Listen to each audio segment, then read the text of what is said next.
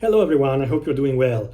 This is going to be a brief announcement video about ideas and plans for my channel. At this point I have in fact two series ongoing on this channel. One is my series about Dante's Divine Comedy in Italian, for whoever understands Italian or whoever is willing to watch it with English subtitles.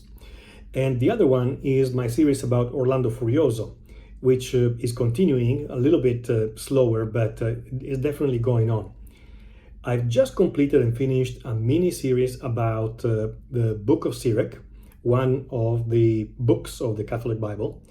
And as part of the overarching plan that I have to talk about all the 7 books of wisdom of the Catholic Bible, the Book of Psalms, Proverbs, Ecclesiastes, the Song of Songs, Book of Job, Book of Sirach, and the Wisdom of Solomon, I am going to start another mini series, because it's going to be a brief series presenting and commenting the Book of Solomon or Book of Wisdom. Just like with the Book of Sirach, the Book of Wisdom's scope is the broadest possible. It really includes the entire cosmos. Its original title was Sophia Salomonos. In Greek, it means the Wisdom of Solomon. And given that the original of the Book of Solomon was written in Greek, in Alexandria, in Egypt, that's the main reason why, with the Reformation, Martin Luther decided to exclude it from the Protestant Bible. That's why we can find it today in the Catholic Bible, but not in Protestant ones. It's maybe a little ironic that the Book of Sirach followed the same destiny or fate, because everybody thought in Martin Luther's times that there was only a Greek version of it, and had been written in Greek originally. But in fact, only later it was discovered that it had been originally written in Hebrew. And with the Book of Wisdom or Wisdom of Solomon, we know that it had been written in Greek originally. So as a consequence, this is part of the 7 books that have been accepted and included in the Catholic book by the Council of Trent, even if they were not part of the original Hebrew canon. So this is why they're called the Deuterocanon. These 7 books are Tobias, Juditha, Maccabees 1 and 2, the Book of Sirach, Book of Baruch, and this book, the Book of Wisdom or Wisdom of Solomon. 2 questions before finishing this quick announcement video. Number 1, who is the author? And number 2, what's the main content of this book? We know today that Solomon was a pseudonym. In fact, the Book of Proverbs, for example, is attributed to Solomon. The Qoheleth or Ecclesiastes is also attributed to Solomon. The Book of Proverbs is as well. And the same is for the Song of Songs, which is from a different era, from a different time. So to think that this Solomon is the same author would be incorrect, would be historically wrong as well.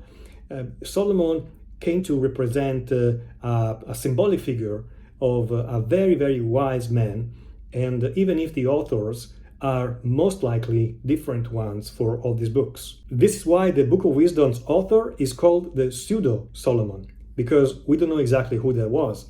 We think that he lived between the first 2 centuries before Christ and maybe possibly some of the first decades after the birth of Christ. So chronologically, is really the latest one of the Old Testament. As for the content, the Book of Wisdom really reflects upon 3 main themes. Number 1, immortality. Number 2, wisdom, just like the Book of Sirach.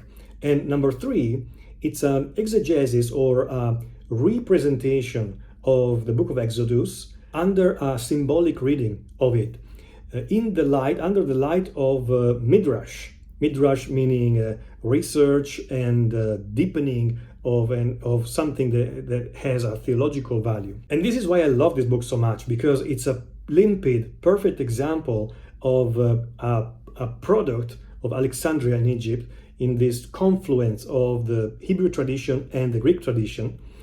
And at the same time, really in the book we can see a dialogue, constant dialogue between faith and reason, between theology and philosophy. And the richness of this type of dialogues and reflections is immense.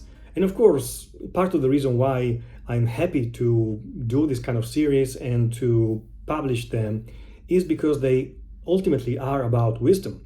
Yes, I am Catholic, but outside of that, I really think that wisdom is something that is underappreciated and undervalued in today's world.